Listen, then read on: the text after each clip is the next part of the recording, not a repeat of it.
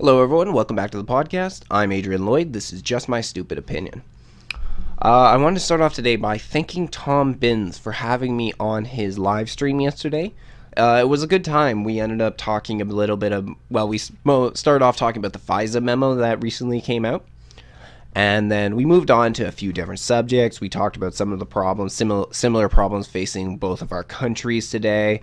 Talked a little bit about our differences, a little bit about stereotypes between the two. It was a good time, and I really hope we get the chance to do that again soon, because I think Tom has a lot of good insights. He's got a lot of good thoughts, and I believe he can go far in this sort of political commentary world. I think so. Anybody who's not subscribed to his channel, I recommend you go over and do so. I've linked his channel into the description. I've also linked to our conversation that we had, although it's also available on my channel. I made a playlist called live streams, and it's the only one in there, so you can go check it out there if you're interested in watching what we had to say. We got a few different stories I want to get into today. We're going to be talking about the memo, definitely, because that's been the really big story that's come out. We're going to be talking about the change that happened to the Canadian anthem. This has been talked about for some time, pretty much ever since Trudeau came into office, and it's official now. We have made changes to make the Canadian national anthem gender neutral. So we're going to be talking about that. We're also going to be talking about a man named Warren Kinsella, who believes that he stumbled across at least some rumors or something. He believes that with everything that's been going on in Canadian politics, with sort of the hashtag #MeToo and the sexual assault that's come up over the last few weeks with Patrick Brown, the president of the Progressive Conservative Party of Ontario. Most recently was Kent Hare inside Trudeau's cabinet. He was an actual minister himself, not just an MP, so that's a little bit worse. Actually, that is much worse. Anyway, so he believes that some allegations are going to come forth against a real big name individual. He did not state who, but it seems pretty obvious from the way he's talking about that he's hinting towards Justin Trudeau. That's the way I took it. That's the way it seems everyone else is taken. He talked about how he was a very, very powerful man, like a well-known name in Canadian politics. So we're going to get into that in a little bit. And then if we have time, we're going to be talking about Sweden, because Sweden is in a crisis right now. They may be on the brink of war. And from what I can tell, it may be civil war, but the mainstream media seems to think that they're preparing for war with Russia. We'll talk a little bit more about that. But let's start off with the big story today, which is the memo release.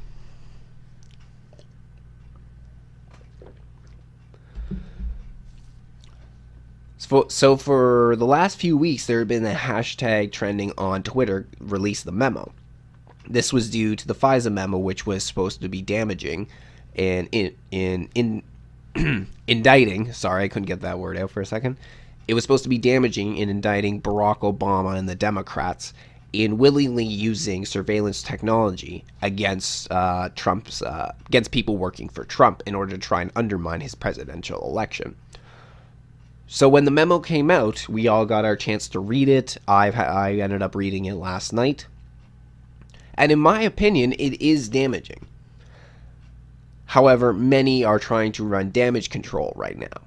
Because as it stands, before the memo was released, a few days before, Representative Adam Schiff ended up taking to Twitter, and he said that the memo had been doctored. It had been altered. It was not going to be the same memo released to the public as all these other Republican senators, Republican representatives were talking about.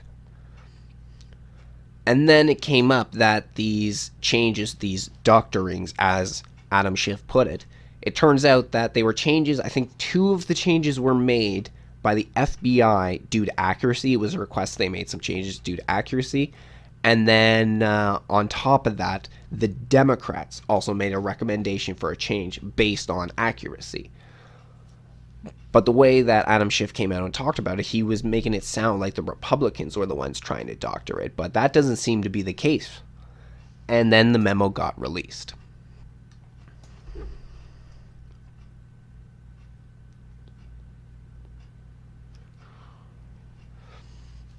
Before we even get into the details, and you decide for yourself, if you haven't read it yet, when we can look in here, you decide for yourself if you think that it's damaging or not. I think it is. However, many in the mainstream media who have been who sided with the Democratic Party, have been saying how this is a dud. There's nothing to this, that all this hype was for nothing. Rachel Maddow on MSNBC, she ended up doing this whole fake laughing. Is this it, really? Yet she seemed to think she had some scoop on Trump's taxes last year, even though it turned out to be nothing. And this has been the ongoing argument from the mainstream media, is that this is nothing, it's really nothing to be worried about.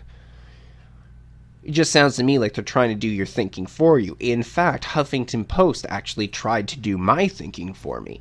Because yesterday, when I opened up my news app on my computer, I open it up, and the first thing that I end up seeing from the Huffington Post is an advertisement for one of their articles. It says, "We read the Republicans' secret memo, so you don't have to." I mean, how ridiculous is that? It's literally telling you not to think for yourself. That we will do the thinking for you, and that you don't have to worry. You just go back to your regular life and don't concern yourself with this complicated politics. It's very similar to when CNN was saying that secret documents, it's okay for the media to read them, but it's not okay for anybody else. So trust us to tell you what these secret documents say.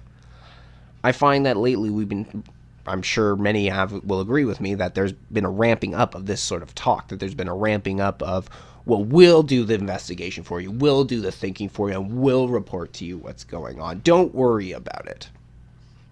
The thing is, we are worried about it because they can't be trusted. And despite the fact that they know they can't be trusted, they're still peddling these narratives. It's probably because people who aren't active online, that's where they get their news. They'll turn on the TV, the cable news at night. It's not like a lot of the younger people who are engaged these days in online content. We can go to Twitter or Facebook and we can see other people who post information that can either show that what the mainstream media is telling us is wrong, or a completely different story altogether. And that actually we'll come back to when we talk about Sweden. Now, in terms of the Huffington Post article, it actually didn't have that headline on the actual article itself. When you clicked on that advertisement, it sent you to the actual article. It said, "The GOP memo Trump hoped would stop Mueller's Russia probe is a misleading dud." So that was the name of it, but again, very defensive of how there was nothing in the memo. But tell you what, why don't you decide for yourself? Because I pulled up a few of what I thought were the most damaging parts. As we look into it, it says that the first fact we have is on October 21st, 2016, the Department of Justice and FBI sought and received a FISA probable cause order, not under Title VII, authorizing electronic surveillance on Carter Page from the Foreign Intelligence Surveillance Court. So we have confirmation that they did spy on somebody working for Trump during the election, an American citizen. Now, there's been talks that this Carter Page had been contacted by the Russians in the past. She may have been compromised. They had talked about maybe turning her into an informant. I've not found the evidence for that, honestly. So I'm skeptical if that holds any real merit to it. But that is what they are saying in defense of this. So they're saying, well, actually, it was actually quite justified that she used this. As we move on, we will see that it's not actually justified. Because the FBI and Department of Justice obtained one initial FISA warrant targeting Carter Page and 3 FISA renewals from the court. A FISA order on an American citizen must be renewed by the court every 90 days, and each renewal requires a separate finding of probable cause. So you can't stick on the same piece of information that you did to request that other one. You have to find something new on somebody else. And if this was true, surely the Russia probe that's going on by Mueller right now would have been busted wide open if this was true, because they were following her for practically the entire election. They were monitoring her for the good year leading up all the way to the actual election time itself. So if there really was something, probable cause, that kept getting them their renewals, where is this evidence that they kept finding? What was it? What was this probable cause that allowed them to get renewal? Because they've never stated what it was. Like, nothing really hard. Because again, you have to have something, you have to find something else. So far, this all goes back to the Steele dossier that was released. The one that wasn't really credible, the one that was talking about how things like Trump was getting pissed on by Russian hookers, ridiculous accusations such as this. It was not credible. So this is all going back to that, and it says right here, the dossier compiled by Christopher Steele, the Steele dossier, on behalf of the Democratic Party, Democratic National Committee, the DNC, and Hillary Clinton campaign formed an essence part of the Carter Page FISA applications. So this bullshit Steele dossier was what all they had this entire time to go on. But it's not enough, because if they had the dossier, it was like, okay, well, this would be enough to use the FISA Act on them. Then they would have to find something else later on for the renewal, but they didn't. And this was signed on by James Comey 3 times and McCabe once. FBI directors. Everyone knows Comey. FBI director McCabe as well. As we go on, it says, neither the initial application in October 2016 nor any of the renewals disclose or reference the role of the DNC, Clinton campaign, or any other party campaign in funding Steele's efforts. This to me, and that was a question I was asked on live stream yesterday, what was the most damaging part? This to me was the most damaging part, because Steele got paid, I think it goes on to say later on, it was something like $160,000 or more by the DNC and the Clinton campaign to put this all together. Hillary Clinton was literally the rival to Donald Trump in the general election, and the DNC is literally the rival to the RNC.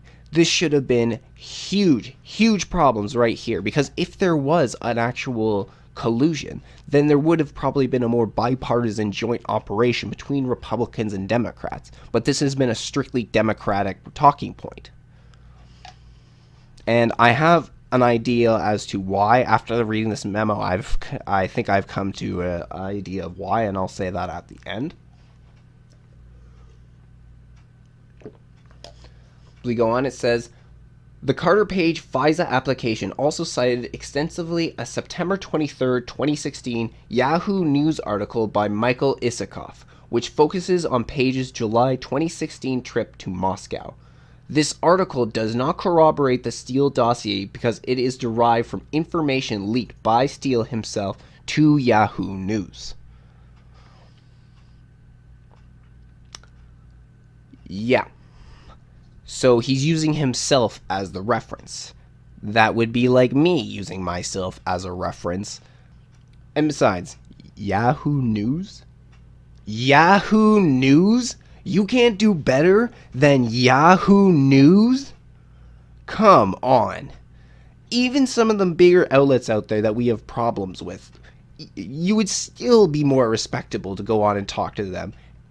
I think even CNN may have some more respectability than Yahoo News. I thought Yahoo News was a joke. I honestly thought it was a joke.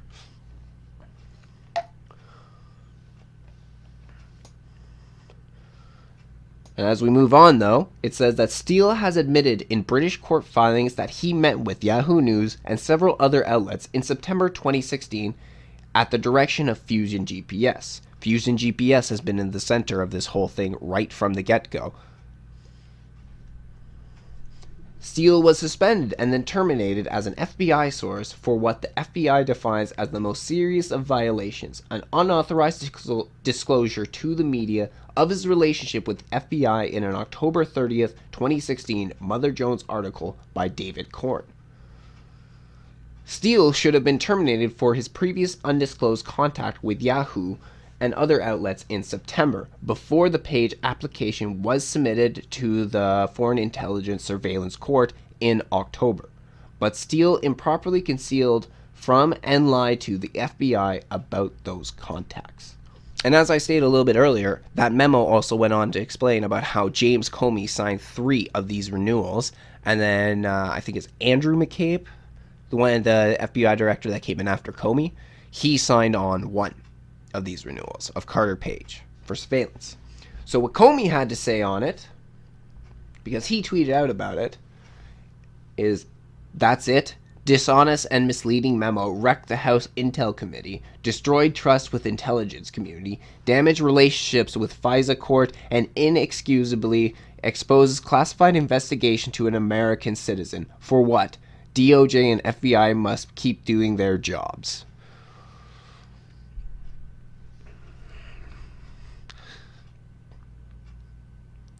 Now, people are trying to say that this is nothing and this is a dud. There's nothing illegal that happened here. If that is true, would they then approve and be okay of Trump using this FISA Act against his own Democratic opponent come the 2020 election? Because this is what Obama did against him. So if nothing's wrong with that, then Trump has every reason to do spying such as this during the election. If he could every right to, if he sees any sort of slight connection between a foreign power and any member of the Democratic nominees committee, like the people working around them, part of their campaign, then he would have every right to use the FISA Act on them, the FISA Act on them. So I don't think either way it looks at it, the Democrats aren't going to like the outcome of this, because either they say it's a dud, it's nothing, and then, okay, then this is a perfectly acceptable tactic for Trump to do in the upcoming election, and the fact that they were using this against Trump and he still got elected, to me, is actually kind of amazing, because this is just huge subversion of democracy. Or if it's not that and it's not acceptable, then what Obama did was unacceptable. And he tried to steal the election for Hillary Clinton. He tried to manipulate the election for Hillary Clinton. So either way, Democrats aren't going to like this. Either they give Trump a huge amount of power next election, or they admit Obama did something illegal and the Democrats did something illegal.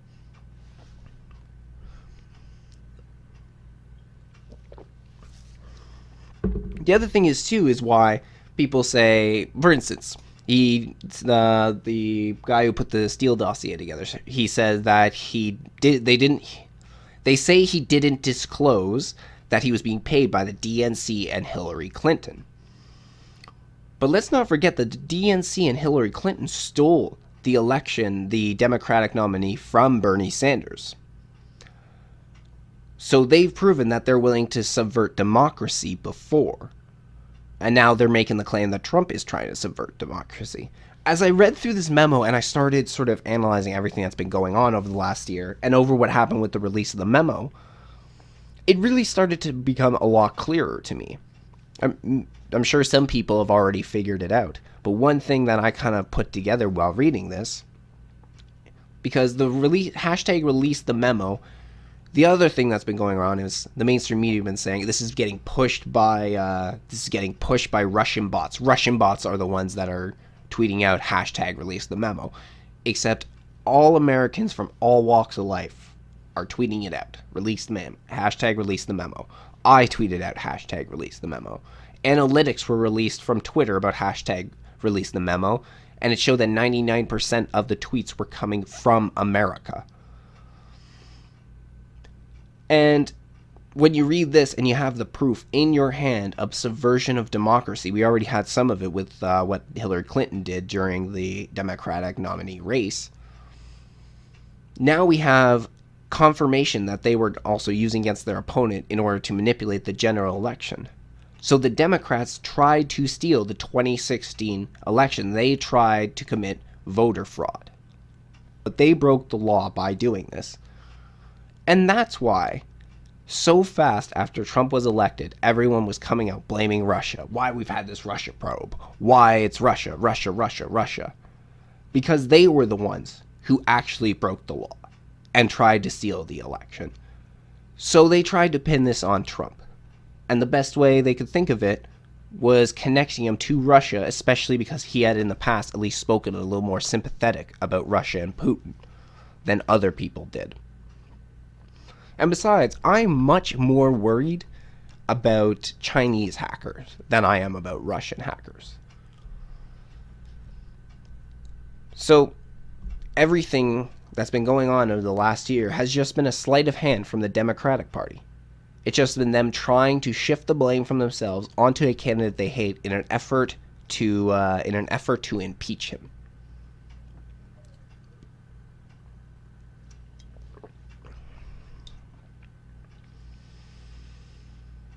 Wow. Just wow. Personally, I think this is damning. I actually think this memo, there's a lot to it. I think that, yes, criminal charges could be laid for this. I'm interested what everyone else has to think on the FISA memo, though. Was it just a dud? Nothing there, like Huffington Post says? I'm not actually expecting you to agree with them. Or was it damning, and does it deserve a criminal investigation, and do people need to go to prison for it? Let me know in the comments below.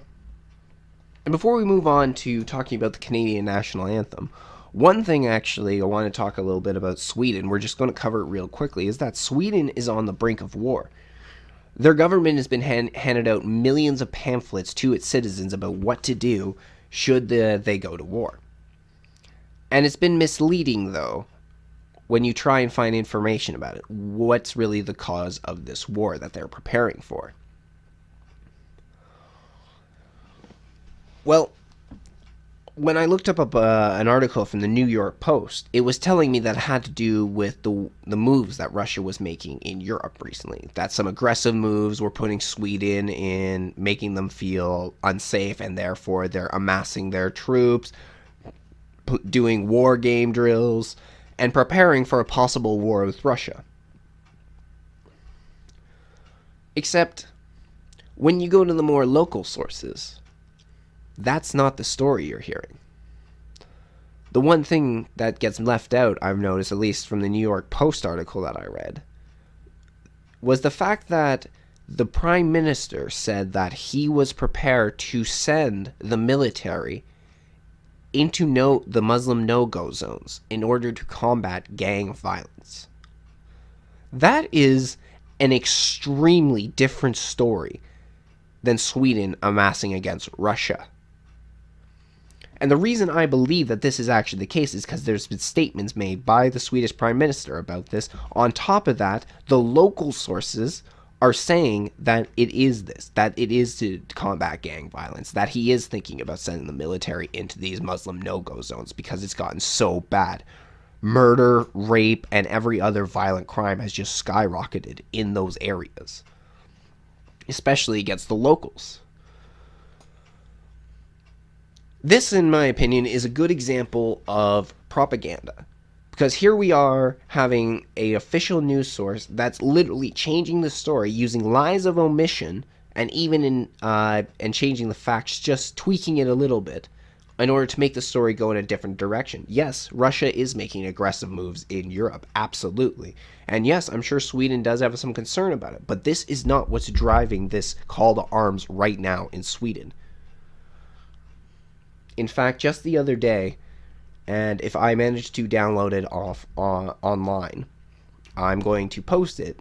I'm going to post it right here just after what I say, is a video that's come out from a bunch of women from Europe who have said that their governments have turned against them, left them to be raped, to be sexually assaulted, to be murdered, and that they're done. They're done relying in the government to protect them. This is the point that the women in Europe have gotten to because of the migrant crisis. They are the ones living in that scenario. This is one situation where you need to listen. You need to listen to what you're being told. They are telling you what is going on in Germany, in Sweden, and all other countries over there right now.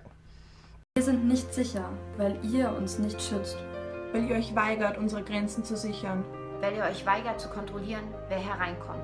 Weil ihr euch weigert, Straftäter abzuschieben. Weil ihr lieber jede Kritik an euch zensiert, als uns ernst zu nehmen. Weil ihr uns lieber sterben lasst, als eure Fehler einzuräumen. Wegen eurer Zuwanderungspolitik stehen wir bald einer Mehrheit von jungen Männern aus archaischen, frauenfeindlichen Gesellschaften gegenüber. Ihr habt das gewusst und ihr habt das in Kauf genommen. Ihr habt das gewusst. Ihr habt es in Kauf genommen. Ihr habt uns preisgegeben. Ihr habt uns geopfert. Ihr predigt Feminismus und Frauenrechte.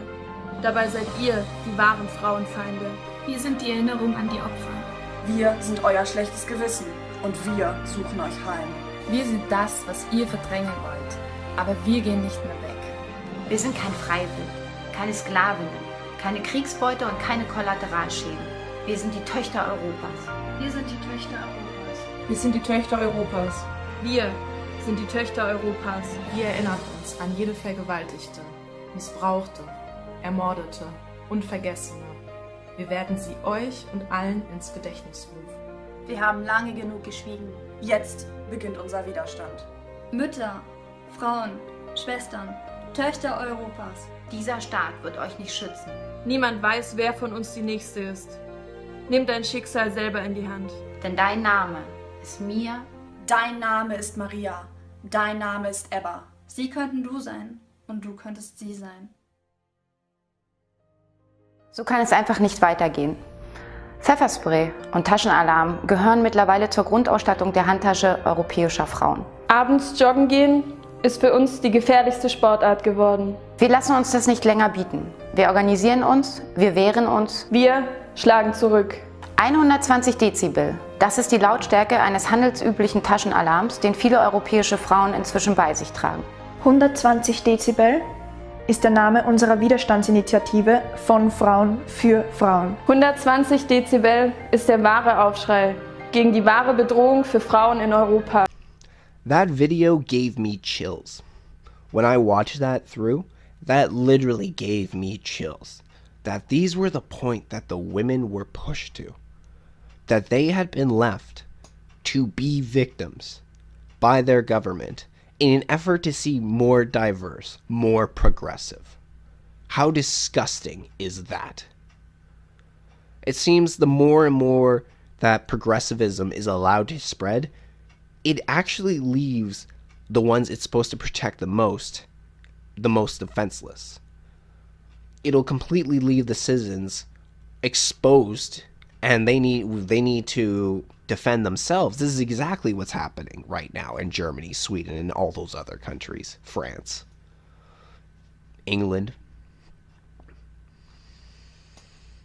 And these women explicitly stated itself. It's because these young men that have come in do not hold any respect for the women of that country and will treat them and degrade them and humiliate them in whatever way they want.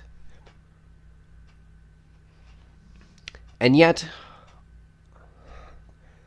in our country, in my country, my Prime Minister says that if you don't accept Islam, you are not part of Canadian society. I have friends who are Muslim. I have friends who are good Muslims, but I've also noticed they are not practicing Muslims. But that's not the majority of the people that we end up bringing in. Because if we look at the statistics, those sort of people are on our side of the country. They're people who are born here. But when we're bringing immigrants in, these are the immigrants. These Muslims are the ones who hold these extremist values that do not line up with our culture. These are the ones that believe that stoning is an acceptable punishment for adultery or leaving the religion. Many will say that death is an acceptable course of action for anybody who leaves Islam. They also preach about how to beat your women, how women should be covered up, blah, blah, blah, blah, blah. It does not align with what we believe in. Islam does not align with Western culture. And I'm sick and tired of opening up my Twitter feed and seeing young French women, English women, German women, European women. I'm tired of opening my Twitter account and seeing a young girl angrily and sadly crying as she's screaming into her phone because she just got beat the fuck up. I've seen too many videos of young European women who've been beaten the fuck up because one of the recent ones, she told some guy not to call her a bitch. She told one of the immigrants not to call her a bitch, and he beat the fuck out of her. And nothing is done. Nothing is done. I'm sick and tired of it. Alright. Let's turn our attention now a little closer to home, back to Canada, talking about the change in our national anthem. So for any Americans who is out there, we recently just made our national anthem gender neutral.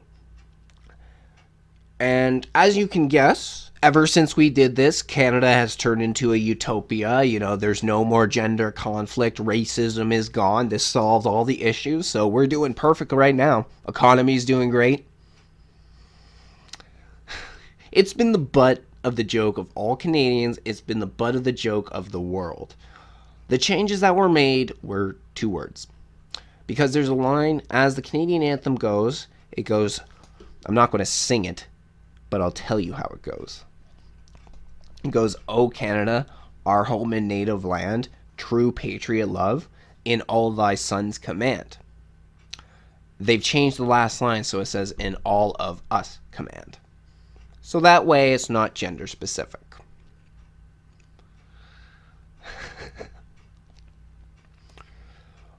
It's not even grammatically correct. Technically, it should be "in all of our commands," but it's "on all of us command." This is as bad as, I think it was Ariana Grande who came out with a song. It says, like, her line was like, "I'm becoming who I are." And she did that in order to make it rhyme with, like, the line right in front of it. That is just as bad. And once again, what did this solve?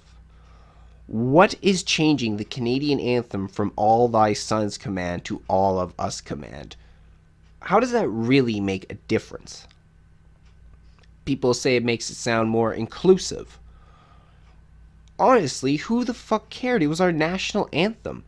It stood for something. You don't just change your national anthem like that. You don't just change it just to make it gender specific for more people to feel included. I mean, what, is America supposed to take out all references to, say, bombs in their national anthem simply because, well, people die from bombs? That's just stupid. So I don't like this change whatsoever because it's completely unnecessary. And it was a waste of time. As I said before, this had been something that Trudeau had been trying to do since he came into fucking office.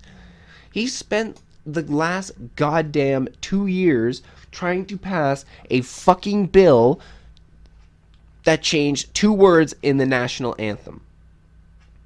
What a waste of time. What a waste of money. There are real problems in the world, and this is what we're going to focus our attention on.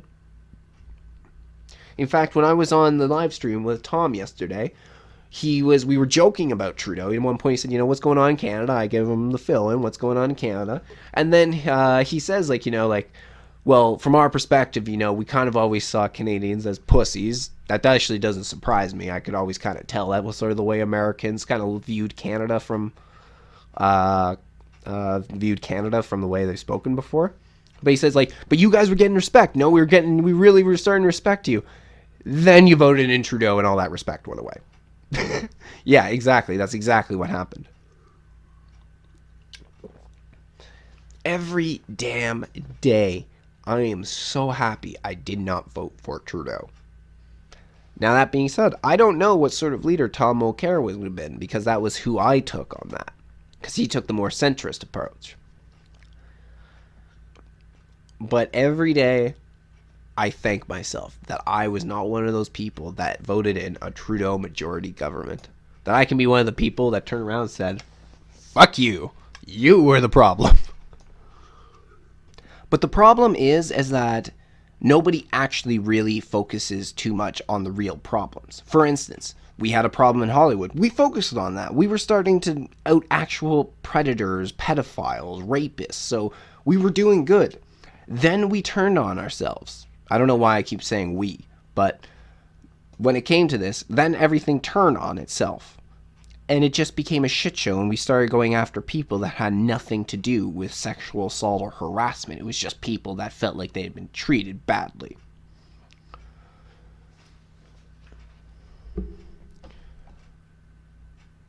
But people think that small changes such as this are going to fix all these institutions where there are problems.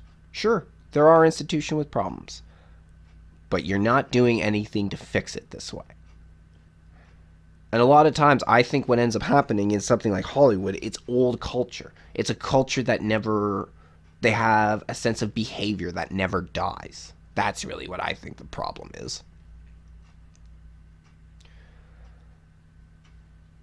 But instead of focusing on where the real problem is, we just make the blanket statement that whatever, all men are sexist or misogynist, the entire country is racist, and instead of solving our problems, we just shout these talking points, and that's it.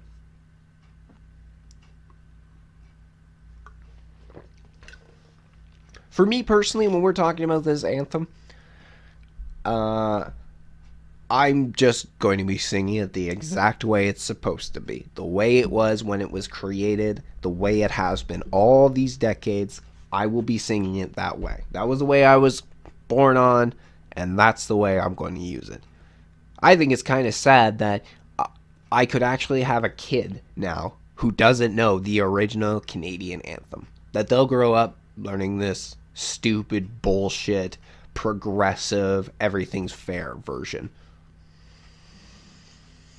So for this next story, actually, there's nothing concrete about it yet. But there has been some talk going around lately, especially with revelations that have happened inside of the Liberal Party and inside the Ontario Progressive Conservatives, of the revelations that we've been talking about from sexual assault with what's going on with the president, and then Kent Hare. Kent Hare ended up getting hit from the Trudeau's cabinet. Anyway, so rumors are starting to come out that there may be a big name that's about to go down for misconduct. This tweet came from a man called Warren Kinsella. And what it said, there are other men who are about to be exposed. Count on it. The media have been on their trail for many weeks. When it gets through to the editors, once it is okayed by the lawyers, other men will be going down. It is overdue. It is needed. One of these men is very, very powerful. The stories have been known about him for 3 years. They are in affidavits, plural. His name will shock you. It is up to the victims who swore those affidavits to step forward and tell their story. Not me or those like me. It will take courage. Telling truth to the powerful always takes courage. But now, I'd say, it is time. The country needs to hear their story, and judge. I do not think the judgment will be in this man's favor. That's pretty damning. If something like that is true, that would be pretty damning. And again, just the wording of it really makes you think of Trudeau, especially when he talks about a very powerful man, he's well known. Who really in Canadian politics is really well known, aside for Trudeau? I wouldn't even, like, the Fords? What, Doug Ford maybe? I doubt it. Because they're not even a well-known name. Just Rob Ford made his impact, and that's what kind of brought them into national spotlight a few years ago. I really can't think that if this is true, I cannot think of it being anybody else but Justin Trudeau. And I definitely think it is for the way that he acts. I mean, his cover of how he talks about feminism and how he's a feminist and blah, blah, blah, blah, blah. Would anybody be surprised if he turned out to be a sexual predator? I, in the past, have also heard some rumors about people who have either video evidence or photo evidence of Justin Trudeau being promiscuous. Not necessarily like sleeping around or such, but getting handsy with young, like pretty girls in photos and things like that. Now, I had nothing concrete to back that up. Those are just rumors I've heard. But I've noticed I've been starting to hear these tiny little rumors from Trudeau more and more. So if this is true, if what this man Warren Kinsella is saying is true, then we may see our prime minister get hit with sexual assault allegations. Could you imagine that? And another man, Bill Tuft, who also had something to say on it. He said that there's rumors floating that Queen Sophie Trudeau is Sophie Trudeau, Justin Trudeau's wife, says Queen Sophie has gone missing. It's because Trudeau was caught with his pants down. Who could have it been with? And then some rumors have to do with it was a cabinet minister that he was sleeping with one of his women's in his cabinet. Nothing concrete in any of these. We do not have any evidence right now. These are all just rumors flying around and allegations. But what I find a little bit funny is that even something as remote as this, as such as an affair, isn't that supposed to take down those sort of men now? Shouldn't even just an allegation of affair be enough to take down Justin Trudeau now? I thought that was the way things were working. But in terms of Trudeau, we're already seeing a double standard with the way that he's handling some of the revelations of sexual assault that's coming out. When it was Patrick Brown, it was immediate step down, unacceptable, cannot do it. When it was the president of the Progressive Conservatives, unacceptable, step down, cannot do it. When it's Kent Hare, yes, he steps down, but we need to balance listening to the victims and due process now. So suddenly now he's very like, oh, we need to have a balance between, judgment. There was none of this beforehand. And even he himself was a guy who said that any allegations, like anything of this sort, you need to be out of office. And this also includes him. But now he's already reversing some of his position. He's saying, we need due process now. Convenient when it hits your cabinet. You're saying we need due process. When it's everybody else, you say, unacceptable, you need to step down, you need to be gone from politics immediately. Nice double standard we see there.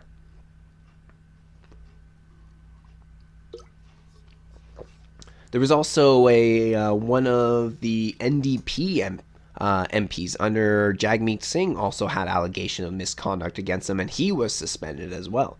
So these are starting to come out all over. I am really waiting for things to break out in the Liberal Party. Again, the image they have put in front of us has been one of morality, and we're progressive, we're about women's rights, we're about minority rights, we're about trans rights, we're about the gay community rights. All these rights, and we're so tolerant. The one thing that I learned from, again, being on the left at one point in my life, being further down the left, the one thing I learned is it's just that. It's just an image. These people will present themselves one way, but then act another. And this is actually the downfall of the left right now, is that they've played the moral high ground for so long that now when it turns on them, they're actually going to get hit harder because of that reason. Because you sat there and told everybody else that we were terrible for the way we acted, but you were no different. This is why I'm not expecting. This is why I would not be surprised if it was this big name coming down would be Justin Trudeau.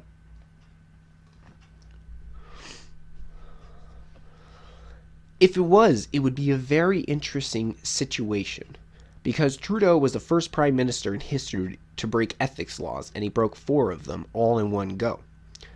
No repercussions came out of that, and in fact they were saying, the bad publicity over the last year, that's enough punishment. But now we would either have accusations of an affair or accusations of sexual assault coming from Trudeau. If we did not see him step down, or we did not see the Liberal Party turn on their leader, because I've stated before that you can actually remove the prime minister. You vote in the party, and the party is what is in charge, and the leader of the party at the time is prime minister. So if the Liberals want, and they've had enough support, they could remove Justin Trudeau and install somebody else as prime minister. I'm not saying that anybody else who came in, and if they did that, anybody else who came in would be good. They would be just as bad. We need to get rid of this current Liberal Party. It's all terrible. But if nothing came out of this, then we will really have gone into in my opinion, we really would have getting dangerously close to a sort of dictatorial situation in Canada. Because what else could possibly take down Trudeau then? Aside for a beginning of mass, rounding up of people or something like that, what more could he do to keep him in office? He's broke ethics laws. He would be charged with sexual assault or an affair or something, which should take down any other MP, but if he was still on. The more and more we go in, and the longer we go on with Justin Trudeau, honestly, the more worried I get. I mean, now it's gotten to a point where he's kicking out people who are angry at his town halls. He's calling them heckler. He's pretty much saying they have no support and they need to leave. He's blaming veterans, saying that veterans are asking for too much money, too much support from the Canadian government, and these are injured veterans. My name is Brock Blaschuk. I'm a retired corporal with the Princess Patricia Canadian Light Infantry out of here in Edmonton, 1st Battalion.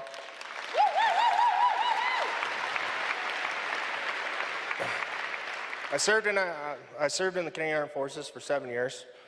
I deployed in Afghanistan back in 2009 until April 3rd, where I was obviously severely wounded by a roadside bomb or improvised explosive. As you can see, I've lost my left leg. I have 58% soft tissue loss and 88% nerve damage on my right leg.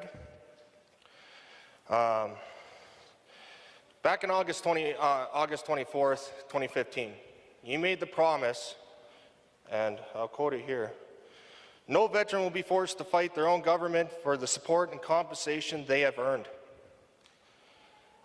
Yet you are still currently in a legal battle with veterans regarding equal support and compensation to their peers. You have ISIL or ISIS members coming into a reintegration program. You did a backdoor deal with Omar Khadr with not even stepping into the courtroom. Because honestly, Mr. Prime Minister, I was prepared to be injured in the line of duty when I joined the military. Nobody forced me to join the military. I was prepared to be killed in action. What I wasn't prepared for, Mr. Prime Minister, is Canada turning its back on me.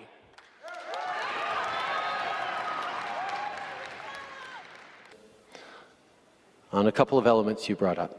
First of all, why are we still fighting against certain veterans groups in court? Because they're asking for more than we are able to give right now.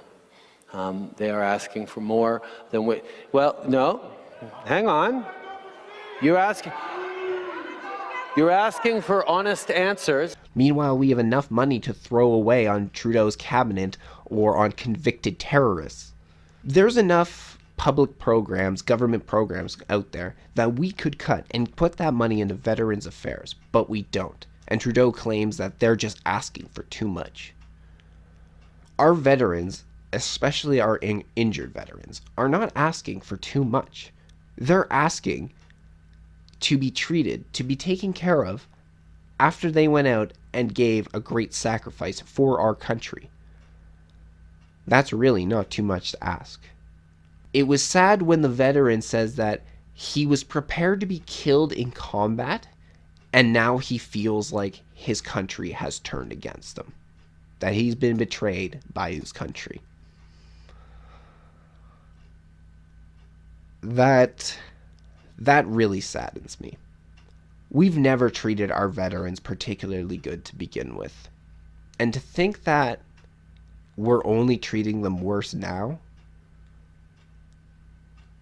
it really makes me ashamed. It makes me ashamed that this is the way we'll treat the people. We didn't go out and fight. I haven't been part of the military. I didn't go out and fight. They did. They either died or they lost limbs or got injured in any various sorts of way while they were out there. And now we really have turned our back on them. I'm a proud Canadian. I love my country. I'm a patriot. But what my country is turning into really makes me really kind of ashamed, to be honest.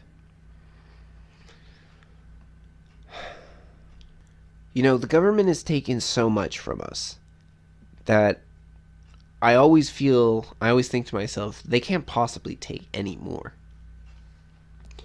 But they always find a way. Now it seems that the liberals want to revitalize an old internet hate speech law. So now stuff you say online that the government doesn't like could get you into trouble. This scares me because this has actually happened in England right now. They have started arresting people for Islamophobia, for instance. Islamophobia is never properly defined, and yet people are getting hauled off into jail over it. This is exactly the sort of thing I'm worried about happening over here in Canada. I'm worried that we're going to start saying, well, here we're going to put these hate speech laws in, but of course it's not going to target regular civilians. This is just, we're going after the extremists, the real hate people, the people who are probably going to do violence. But then these laws, they'll find something else they don't like, and then, oh, we don't like this either, or this either, and the next thing you know, oh, we don't like criticism of Trudeau. Maybe we should reel it back in. People are too critical of Trudeau. We need to start, hitting them as well. This is always how shit like this goes. It never starts off this way. If Justin gets back in 2019, I'm really worried what's going to happen. Because he's had this last 4 years to set himself up to do what he wants. If he gets in for another 4 years, I'm significantly worried that he's really going to start breaching ethics laws and our Constitution a lot more than he already is. He's not worth trusting. Yeah, sorry if I've been a little stagnant. I was a little stagnant on this episode. I'm getting over being sick right now, and my mind's still fuzzy. Got a bit of a headache, so anyway, just kind of coming up with ideas today. Just keep carrying on for a long period of time. It just wasn't easy. So I'm sorry if I was a little stagnant, if I was a little boring today. But thank you for joining me on the podcast today. I'm Adrian Lloyd. This is Just My Stupid Opinion. I'll see you all soon.